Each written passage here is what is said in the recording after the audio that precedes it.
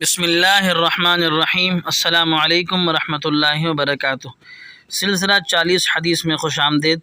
چوتھی حدیث، نبی اکرم صلی اللہ علیہ وسلم کا فرمان ہے، لا يدخل الجنت قطات، لا يدخل الجنت قطات، لا يدخل الجنت قطات۔